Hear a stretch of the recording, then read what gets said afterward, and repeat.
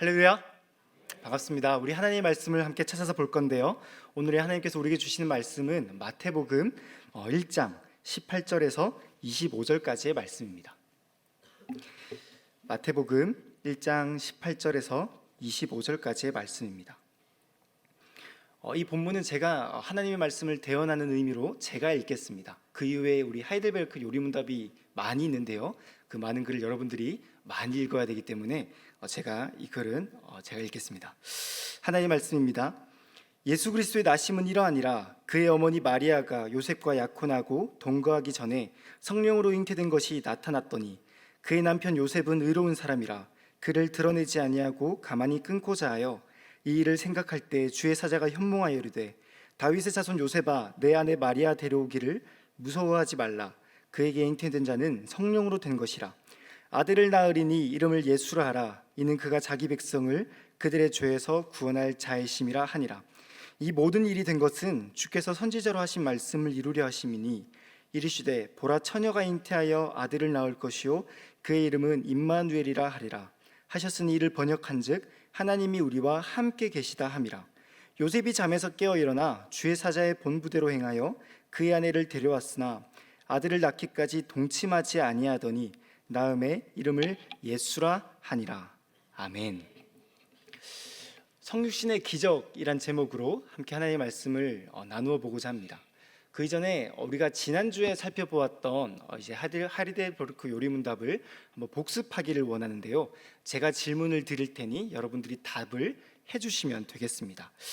우리 역시 하나님의 자녀인데 그분을 왜 하나님의 독생자라고 부릅니까?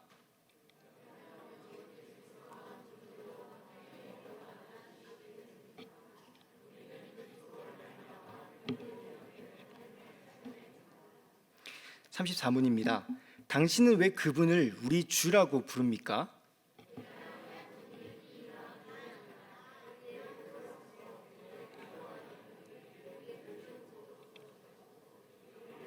모든 것에서 해방하여 주의 것으로 삼으셨기 때문에. 아멘. 여기까지가 지난주에 우리가 함께 배운 말씀이고, 또 오늘 저와 여러분들이 나눌 하이델베르크는 다음과 같습니다. 그분은 성령으로 잉태되사 동정녀 마리아에게서 나셨으며 라는 말로 당신은 무엇을 고백합니까?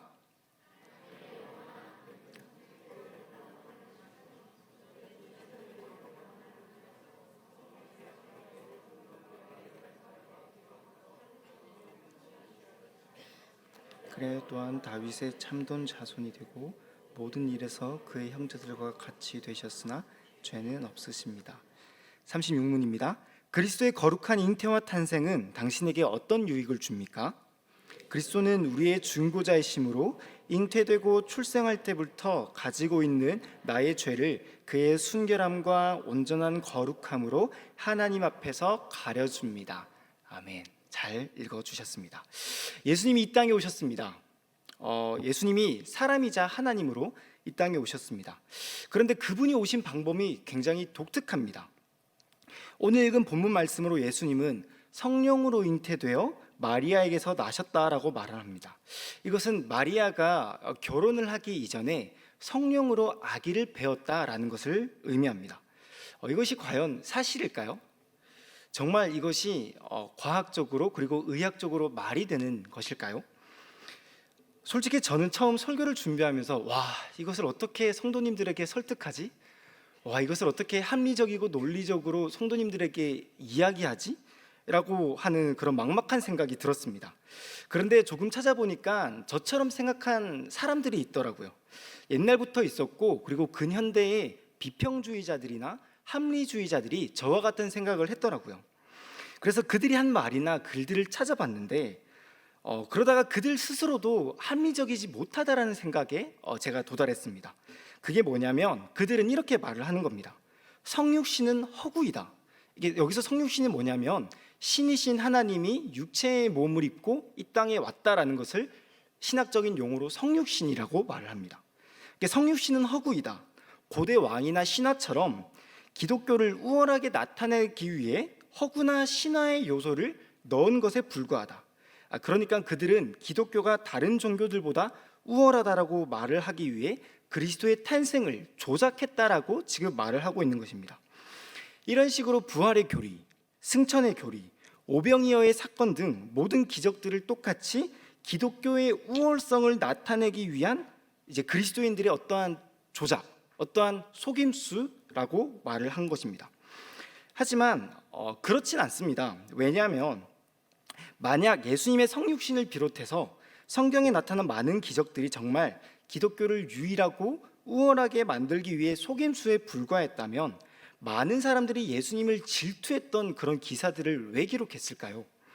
소위 자랑과 우월에 해당되지 않는 죄인과 약자들과 어울리는 예수님의 모습을 왜 기록했을까요? 예수님의 생애를 보십시오. 그분의 탄생이 기적이라 할지라도 그분이 살아간 인생은 결코 기적이 아니었습니다. 저주에 가까웠죠. 많은 사람들의 질투와 조롱을 받았습니다. 철저히 무시를 당했습니다. 그분이 약자들과 죄인들과 함께 식사를 하며 생활을 했습니다. 예수님의 부활을 목격한 자들 또한 있는데요, 바로 여인들이었습니다. 지금은 그렇지 않지만 그 당시에 여자들은 인구에 포함되지도 않았습니다. 심각하게 표현하자면 사람 취급도 하지 않았던 것입니다. 그런데 성경은 그들의 입을 통해 예수님을 증거하고 있다라고 말을 하는 것입니다. 이처럼 예수님에 관한 이야기, 곧 성경의 이야기가 어떠한 그 종교를 우월하게 만들기 위해서 만든 허구라고 말을 한다면, 예수님이 무시당한 이야기, 예수님이 죄인들과 어울린 이야기, 예수님을 증거한 여인들의 이야기를 기록할 필요가 없을 것입니다. 그렇게 해서는 얻어낼 수 있는 게 아무것도 없습니다. 그러니까 성경은 정말 실제로 일어난 이야기를 기록하며 예수님께서 성령으로 잉태되고 마리아에게서 낳았다라고 말을 하는 것입니다. 그러면 이제 다시 제가 여러분들한테 질문을 드리고 싶습니다. 성육신은 기적일까요? 저주일까요? 네, 제가 지금 이 성육신이 기적의 이야기다라고 분명히 말씀을 드렸는데, 제가 기적인지 저주인지 다시 되묻는 이유가 뭘까요? 제 생각에는 이 예수님의 성육신이 기적이기도 하고 저주이기도 하다라는 이 마음을 좀 전달해 드리고 싶었던 것입니다. 예수님의 성육신은 기적입니다. 왜냐하면 성령의 능력으로 된 초자연적인 일이기 때문입니다. 하지만 저주이기도 합니다. 왜냐하면 예수님이 당하신 일을 생각해 보면 그렇습니다. 예수님이 당하신 일을 보십시오. 가난과 핍박, 오해와 미움, 여러 온갖 고통이란 고통은 다 겪으신 그 일이 예수님께서 겪으신 일이 아니겠습니까? 예수님은 우리가 이 땅을 살면서 두려워하는 그 모든 일들을 다 겪으셨습니다. 만약 우리 중에 그런 인생을 겪은 사람이 있다면 우리가 그 사람을 향해 잘 태어났다라고 박수를 마땅히 칠 수 있겠습니까? 또 반대로 우리에겐 어떻습니까? 성육신의 이야기가 우리에게는 기적입니까? 저주입니까? 기적이기도 하고 저주이기도 합니다. 무슨 말이냐? 먼저는 기적입니다. 왜냐하면 우리를 구원할 구원자가 오셨기 때문입니다. 그런데 저주이기도 합니다. 엄밀히 말하면 팩트 폭력에 가깝습니다. 팩폭, 뭔지 아시죠? 성육신은 저와 여러분들을 구원할 구원자가 필요하다라고 말을 하고 있습니다. 다른 말로 저와 여러분들은 스스로 구원할 수도 없는 구제불능이다라고 성경은 말해주고 있는 것입니다. 이런 사실로 성육신은 우리를 듣기에 이렇게 반가운 이야기, 반가운 소식이기도 하면서도 우리를 긴장하게 만들고 또 때로는 누군가를 불쾌하게 만드는 소식이기도 합니다. 그런 의미에서 성육신은 우리에게 어떤 의미일까요? 성육신은 우리와 어떤 상관이 있습니까? 저는 오늘 본문을 근거로 성육신의 의미를 한 3가지 정도 다루어 보고자 합니다. 3가지의 의미를 다루고 그리고 한 가지에 적용을 해보려고 하는데요. 먼저는 하나님이 사람으로 오셨다라는 것이 이 성육신의 의미입니다. 하나님이 사람으로 오셨다. 두 번째로는 그분이 우리를 이해하고 공감한다라는 것입니다. 그분이 우리를 이해하고 공감한다라는 것. 그리고 세 번째로는 그분이 우리를 구원하신다라는 것입니다. 끝으로 이 의미들에서 주는 적용이 바로 우리는 구원이 필요한 죄인이라는 것입니다. 먼저 하나님이 사람이 되셨다라는 것입니다. 성육신은 많은 의미를 담고 있습니다. 이 성육신이라는 주제로 한 권의 책을 만들 수 있을 정도로 방대한 내용을 담고 있습니다. 하지만 그 중에 분명하면서도 우리가 기억해야 할 사실은 하나님이 사람이 되셨다라는 것입니다. 오늘 본문 말씀을 보십시오. 18절인데요. 예수의 나심은 이러하니라. 그리고 끝에 성령으로 잉태된 것이 나타났으니 라고 말을 합니다. 그렇습니다. 성경은 예수님이 성령으로 잉태되었다라고 말을 합니다. 예수님이 사람의 씨가 아니라 성령으로, 성령의 능력으로, 그분의 정체성이 저와 여러분과 같이 이 땅이 아니라 하늘에 있다라고 말을 하는 것입니다. 여러분, 우리는 이 사실을 진지하게 고민할 필요가 있습니다. 왜냐하면 우주 만물을 만드시고 그리고 그 만물을 통제하시고 다스리는 신이 한낱 인간이 되셨다라는 것입니다. 교회를 오랫동안 다녔던 저와 여러분들에게는 이 이야기가 익숙하게 들릴 수 있습니다. 그런데 당시 유대인들과 고대 근동 이스라엘 사람들에게는 굉장히 충격적으로 다가왔습니다. 왜냐하면 히브리인들, 당시 유대인들에게는 다른 종교와 다르게 특히나 보수적이고 폐쇄적인 종교였습니다. 이게 무슨 말이냐? 다른 종교야 다양한 신들을 만들어내고 그 신들이 인간으로 변장하고 인간에 숨어 산다라는 이야기는 종종 해왔던 말입니다. 그리스 로마 신화에 등장했던 이 제우스나 헤르메스와 같은 신들이 말이죠. 그래서 그런 서양 세계에서 신들이 인간의 모습으로 찾아온다라는 말은 여간 이상한 말이 아니었습니다. 그런데 유대인들이 믿는 신, 곧 이스라엘의 종교는 그렇지 않았습니다. 그들이 믿는 신은 인격적인 신일 뿐만 아니라 온 세상 만물을 초월한, 우주를 초월한 무한한 하나님이라는 거죠. 그래서 그들의 종교관에서 인간이 하나님이다라는 말은 그런 개념도 없었고 그런 생각도 할 수 없었습니다. 그런데 지금 마태는 이 본문을 빌려서 그렇게 말을 하는 것입니다. 예수님이 곧 하나님이다. 놀라운 말입니다. 이렇게 말한 사람은 마태뿐만이 아닙니다. 사도 요한도 그렇게 말을 했고 사도 바울도 그렇게 이야기를 했고 초대교회의 무수한 많은 증인들과 사도들이 예수님이 곧 하나님이다 라는 말을 당연하게 이야기를 하는 것입니다. 그런데 사실 성경의 저자들이 아무리 예수님이 하나님이다 라고 이야기를 해도 정작 예수님이 그런 말을 하지 않는다면 의미가 없는 것 아닐까요? 그런데 예수님도 그와 같은 말씀을 하셨다라는 겁니다. 예수님은 분명히 자신을 하나님이라고 밝히셨다는 겁니다. 내가 다시 와서 이 땅을 심판할 것이다.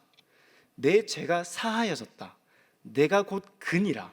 이렇게 말을 할 수 있는 사람은 하나님이 아니고서야 할 수 없는 것입니다. 심지어 오늘 본문 말씀 21절을 한번 보십시오. 자, 21절에 노란 글씨로 되어 있는 게 있는데 제가 읽어보겠습니다. 그가 자기 백성을 그들의 죄에서 구원할 자이심이라. 여기서 자기 백성이라는 말을 한번 주의해 보십시오. 여러분, 잠깐 좀 이상한 게 좀 느껴지지 않습니까? 우리가 구약을 생각해 볼 때 잠깐 구약을 떠올려 보면 너희는 나의 백성이다, 너희는 내 백성이다 라고 말을 할 수 있는 분이 누가 있을까요? 바로 하나님입니다. 그런데 그러니까 자기 백성이다라고 말을 할 수 있는 분이 오직 하나님밖에 없는데 천사는 지금 이 아기 예수를 가리켜서 그가 자기 백성을 구원한다라고 말을 합니다. 하나님이 자기 백성을 구원한다라는 말과 이 아기 예수가 자기 백성을 구원한다라는 말을 지금 동의어로 같은 말로 이야기를 하고 있는 것입니다. 이렇듯 성경은 사람으로 태어난 이 아기 예수를 가리켜 하나님이라고 말을 하는 것입니다.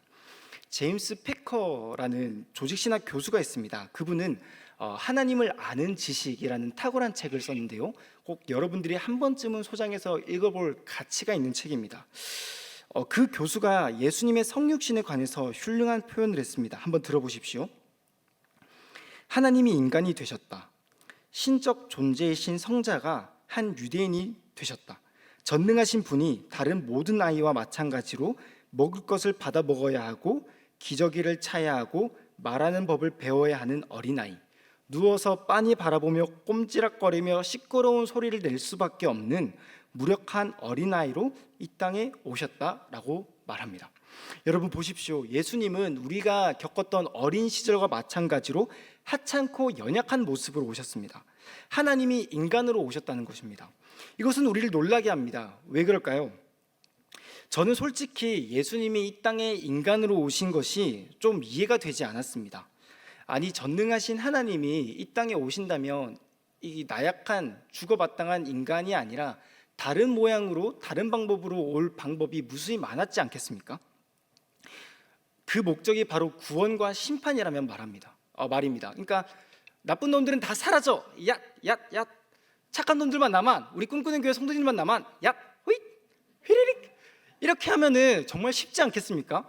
그런데 하나님은 그런 방법들을 택하지 않고 오늘날 우리가 생각하는 영웅과 같은 어벤져스와 같은 그런 모습으로 나타나지 않고 한낱 그냥 일반 인간으로 오셨다라는 것입니다. 왜 그럴까요? 그 이유가 여기에 두 번째에 있습니다. 이 성육신의 두 번째 의미인데요, 예수님은 우리를 이해하고 공감하기 위해 왔다라는 것입니다. 오늘 본문 말씀 23절인데요, 자, 보라, 처녀가 잉태하여 아들을 낳을 것이요 그의 이름은 임마누엘이라 하리라 하셨으니 이를 번역한즉 하나님이 우리와 함께 계시다 함이라. 아멘. 오늘날 많은 사람들이 임마누엘의 의미를 제대로 이해하지 못합니다. 단순히 임마누엘이 그저 내 마음에 계시는 하나님으로 생각할 때가 있습니다. 혹은 기도하면 잠깐 나타나서 응답하는 분으로 가리키는 말로 생각하기도 합니다. 하지만 이 단어는 그렇지 않습니다. 이 단어는 단순히 힘들고 어려울 때 되뇌 있는 부적과 주문과 같은 것이 아닙니다. 이 단어는 비유도 아니며 추상적인 것을 나타내기 위해 간편히 만든 말도 아닙니다. 이것은 실제적이고 사실을 나타내는 말입니다. 정말 실제로 예수님이 이곳에 있다라는 것입니다. 여러분들 잠시 주위 사람을 한번 살펴보시길 바랍니다. 그냥 보지 말고 손으로도 만져봐 보시길 바랍니다. 코도 만져보고 눈도 만져보고 만져지지 않습니까? 정말 예수님이 이렇게 왔다라는 것입니다. 이것을 무엇을 의미하는 것일까요? 그분이 정말 우리가 살아갔던 인생처럼 그분도 인생을 살아갔다는 것을 말합니다. 우리는 어려운 일을 겪을 때면은 똑같은 일을 겪은 사람들과 종종 대화하고 상담을 합니다. 부모는 또 다른 부모에게 자기의 가족 상담을 하기도 하고, 만약 여러분들이 학생이라면 학생 신분이 여러분들의 친구들과 나의 이야기를 털어놓고 고민하고 상담하기도 합니다. 그렇게 하는 이유는 상대방이 나와 똑같은 길을 걸었기 때문에, 상대방이 내가 경험했던 경험을 똑같이 경험해봤기 때문이라고 생각하는 것이죠. 그런데 여러분, 예수님이야말로 우리가 겪은 삶 전부를 경험해 보신 분입니다. 그분이야말로 우리를 정말로 이해하고 공감할 수 있는 분이라는 것이죠. 영국 수필가 도로시 세이어즈라는 수필가가 있습니다. 그녀가 한 말을 한 번 더 들어보십시오. 성육신은 어떤 이유로든 하나님이 우리를 넘어지도록, 고생하도록, 슬픔과 죽음을 당하도록 두시기로 하셨다는 뜻이다. 단 그분 자신도 정직하고 용감하게 우리와 같은 삶을 감수하셨다. 그분은 자신이 당하지 않으신 일이라면 그 무엇도 우리에게 요구하지 않으신다. 가정생활의 사소한 짜증, 고된 일과 재정 부족의 답답한 굴레로부터 가장 참혹한 고통과 패배와 절망과 죽음에 이르기까지 인간의 모든 경험을 친히 겪으신 분이다. 그분은 가난하게 태어나 무한한 고통을 당하셨고 이 모든 것을 우리를 위해 얼마든지 가치 있게 여기셨다 라고 말을 합니다. 무슨 말을 하는 것입니까, 여러분? 우리는 이 땅을 살면서 억울하고 괴로운 일을 한번 경험해 보셨습니까? 여러분, 예수님도 그런 경험을 하셨습니다. 혹은 남에게 말 못할 고민이 있으십니까? 예수님도 고민을 가지고 계셨습니다. 혹은 인생이 외롭습니까? 여러분, 예수님도 외로우셨습니다. 여러분, 친구나 가족에게 배신이나 혹은 버림을 받은 적이 있습니까? 예수님은 성부 하나님께 버림을 받으셨습니다. 그분이 기도하실 때 나의 하나님 어찌하여 나를 버리시나이까 라고 기도한 것을 떠올려 보십시오. 이 땅에서 당하는 모든 고통과 괴로움, 그 모든 것은 예수님이 겪으신 일입니다. 그러니 여러분, 예수님은 여러분들의 고통과 여러분들의 고민과 여러분들의 마음을 다 이해하고 공감하신다라는 것입니다. 그러니 그분께 기도하십시오. 그분께 구해 보십시오. 여러분, 예수님은 여러분들과 함께 하시면서 여러분들의 마음을 다 헤아리기 위해 이 땅에 오셨습니다. 여러분, 예수님은 외롭고 쓸쓸한 우리를 혼자 내버려 두지 않기 위해서 우리와 같은 모습으로 오셨다라는 것입니다. 끝으로 성육신은 저와 여러분들을 구원한다라는 의미를 가지고 있습니다. 오늘 본문 말씀 21절인데요. 아들을 낳으리니 이름을 예수라 하라. 이는 그가 자기 백성을 그들의 죄에서 구원할 자이심이라 하니라.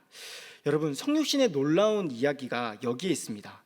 그분이 어떻게 성령으로 잉태되어 태어나셨는지를 깨닫는 것, 꽤나 초자연적인 일이고 놀라운 일입니다. 그러나 그분이 왜 이 땅에 오셨는지를 깨닫는 것, 그것은 그 어떤 것과도 비교할 수 없을 정도의 놀라운 일입니다. 그분은 우리를 구원하기 위해 이 땅에 오셨다라는 것입니다. 여러분, 성경에 나타난 하나님은 우리의 고통과 우리의 괴로움을 그저 방관하는 신이 아닙니다. 단지 놀라운 충고로 우리에게 도덕적인 감동과 감회를 주는 분이 아닙니다. 그분은 우리를 구원하기 위해 오셨다라는 것입니다. 이것은 예수님은 우리의 죄값을 대신해서 치르시고 우리가 당해야 할 마땅한 그 십자가의 그 죽음을 당하셨다라는 것입니다. 이것은 결코 다른 종교와 다른 철학이 말을 할 수 없는 말입니다. 교회 밖을 나가 보십시오. 당신은 애써 노력해서 구원을 얻을 수 있어야 합니다. 당신은 반드시 무언가를 해야 합니다. 당신은 무언가를 이루어내야 합니다. 점수를 올려야 하고 업적을 내야 하고 이름을 남겨야 합니다. 남이 하지 않는 일을 해야 하고 남이 할 수 없는 일은 당신은 기꺼이 해낼 수 있어야 합니다. 그렇게 당신은 구원을 스스로 만들어내야 합니다. 이 땅의 종교 창시자는 그 방식만 다를 뿐이지 내가 너희에게 구원에 이르는 길을 가르쳐 줄게, 너희는 그대로 따라해봐 라고 말합니다. 구원을 스스로 이루어낼 수 있다라고 말을 합니다. 그래서 우리는 그러한 방법을 따라서 공부에 관해서 혹은 주식에 관해서 부동산에 관해서 돈을 많이 버는 법에 대해서 그런 모양만 다를 뿐이지 스스로 구원해내야 하는 그러한 종교들을 만나게 되고 마주치게 된다는 것입니다. 하지만 예수님은 그렇게 하지 않으셨습니다. 너희가 하지 못하는 그 일을 내가 하기 위해 이 땅에 내려왔다라고 말합니다. 여러분, 이것이 성육신의 의미이며 기독교의 가치입니다. 기독교의 핵심 가치입니다. 기독교는 예수님이 하신 일을 말합니다. 다른 종교와 기독교의 차이가 여기에 있습니다. 다른 종교와 철학은 내가 무엇을 했으며 또 내가 무엇을 해야 하는지에 집중합니다. 하지만 기독교는 예수님이 누구이시며 예수님이 무슨 일을 했는지에 집중합니다. 그분의 사역에 우리의 공로와 우리의 행위가 비집고 들어갈 자리가 없다라는 것입니다. 여러분, 이 말이 무슨 말인지 이해가 되십니까? 구원은 우리가 스스로 할 수 있는 일이 아닐 뿐더러 우리의 일이 아니라는 것입니다. 구원은 오직 하나님의 일이며 하나님이 하신 일이라는 것을 성경은 말해주고 있는 것입니다. 그렇기에 여러분, 성육신이 우리와 어떤 상관이 있을까요? 성육신이 우리의 삶에 어떠한 상관이 있습니까? 적용인데요. 성령으로 잉태되어 이 땅에 오신 그리스도가 내 삶에 어떤 영향을 미칩니까? 성육신은 우리에게 너는 구원이 필요한 죄인이다 라고 말하고 있습니다. 오늘 본문 21절을 한 번 더 읽어볼게요. 21절을 저와 여러분들이 다 함께 읽어보겠습니다. 시작. 아들을 낳으리니 이름을 예수라 하라. 이는 그가 자기 백성을 그들의 죄에서 구원할 자이심이라 하니라. 아멘. 성경을 보면 예수님을 직접 만나고 목격한 사람들의 반응이 두 가지로 나뉩니다. 먼저는 그분을 혐오하든지 그분을 경배하든지, 그분을 무시하든지 그분을 찬양하든지, 이렇게 나뉘죠. 오늘날 사람들의 반응도 마찬가지입니다. 그분을 비난하거나 교회에 나와 그분을 예배합니다. 그분을 무시하거나 그분을 찬양합니다. 왜 그럴까요? 왜 이렇게 사람들의 반응이 극단적으로 나뉘는 것일까요? 사실 이유는 간단합니다. 바로 자기 안에 있는 자존심을 버리지 못했기 때문입니다. 나는 구원이 필요한 존재라고 생각하는 그 자존심 때문에 그분을 내 삶의 구원자라고 받아들이지 않는 것입니다. 그러니 그분의 간섭과 그분의 통제를 무시하는 것이죠. 그분은 좋은 분이야. 그러니까 세상에서 말하는 성인에 들지 않았겠어? 성령에 잉태되어 동정녀 마리아에게서 태어났다고? 정말 놀라운 일이지. 세상은 종종 그런 기적을 일으켜내기도 해. 그런데 2000년 전에 태어난 그분이 정작 내 삶에는 아무런 상관이 없어. 나에게는 어떠한 영향도 미치지 못하지. 이렇게 생각을 한다는 것입니다. 또 이렇게 말합니다. 그분은 내 삶에 좋은 분이야. 적절히 내가 가야 할 길을 알려주시지. 그분은 내 삶의 조언자야. 그런데 그분이 나를 구원하기 위해서 내 삶을 통제한다고? 조금 부담스러워.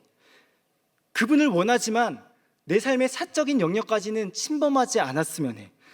내 삶을 그렇게까지 간섭하지는 않았으면 해. 나는 여전히 내가 결정하고 선택할 수 있는 권리를 가지고 싶어. 그분은 좋은 분이지만 나의 조언자이기도 하지만 내 삶의 주인은 아니야. 이렇게 생각하는 사람들도 있다라는 것입니다. 여러분, 우리는 예수님을 받아들이기 위해서는 내가 죄인이라는 사실을 인정해야 합니다. 내가 그분의 구원이 필요하다라는 생각을 해야 한다는 것입니다. 내가 그분 앞에 용서를 받을 죄인이라는 것을 인정해야 한다는 것입니다. 이를 위해서는 우리에게는 엄청난 용기가 필요합니다. 나를 부인할 용기, 나를 내려놓을 용기, 내 삶의 선택과 결정과 그러한 주관을, 그 모든 것들을 내려놓을 용기가 필요하다는 것이죠. 내 삶 전부를 부인할 용기가 필요합니다. 그런데 그 용기를 우리가 어디서 얻을 수 있을까요? 바로 예수 그리스도를 바라보면 얻을 수 있습니다. 그분은 우리를 얻기 위해서 그분이 가지고 있는 그 모든 것들을 포기하셨습니다. 하늘의 영광을 포기하셨고 심지어 그분이 가지고 있는 목숨조차도 포기하셨습니다. 왜요? 그분이 가지고 있는 그 모든 것보다 저와 여러분들을 더 가치 있고 소중하게 여기기 때문입니다. 그분을 바라보십시오. 그러면 용기를 얻을 것입니다. 여러분, 예수님은 우리의 구원자로 오셨습니다. 예수님은 우리의 주인으로 오셨습니다. 그러니까 우리는 우리의 삶의 중심을 그분께로 두어야 합니다. 그분을 받아들여야 합니다. 조금은 없습니다. 전부만 있을 뿐입니다. 이 땅에 살아가며 필요한 모든 위로와 소망과 용기와 즐거움과 기쁨이 모두 그리스도께로부터 온다라는 것을 기억하시기를 바랍니다. 이를 위해 그리스도께서 이 땅에 내려오셨습니다. 이를 위해 그리스도께서 우리와 함께 하신다라고 말합니다. 이를 위해 그리스도께서 우리의 마음을 이해하고 공감한다라고 말을 합니다. 성령으로 잉태되어 동정녀 마리아에게서 태어나신 그분께서 저와 여러분들을 구원하고 저와 여러분들과 영원히 함께하기 위해 이 땅에 내려오셨다라고 성경은 말하고 있는 것입니다. 그러니 우리가 해야 할 일이 무엇이 있겠습니까? 그분의 이름을 노래하고 그분의 이름을 찬양합시다. 우리 시간 함께 예수 늘 함께 계시네 라는 찬양할 텐데요. 그 가사를 보면 정말 놀랍습니다. 그분이 이 땅에 오셔서 하셨던 그 일을 분명하게 말해주고 있습니다. 그분은 우리의 인생길을 함께 걸어간다라고 말을 합니다. 그분은 우리를 정말 위로한다라고 말을 합니다. 그러니 우리가 기억하고 우리가 노래하고 우리가 떠올리고 우리의 삶의 중심에 두어야 할 그것이 바로 예수 그리스도 그분밖에 없다라는 것을 우리는 깨닫게 될 것입니다.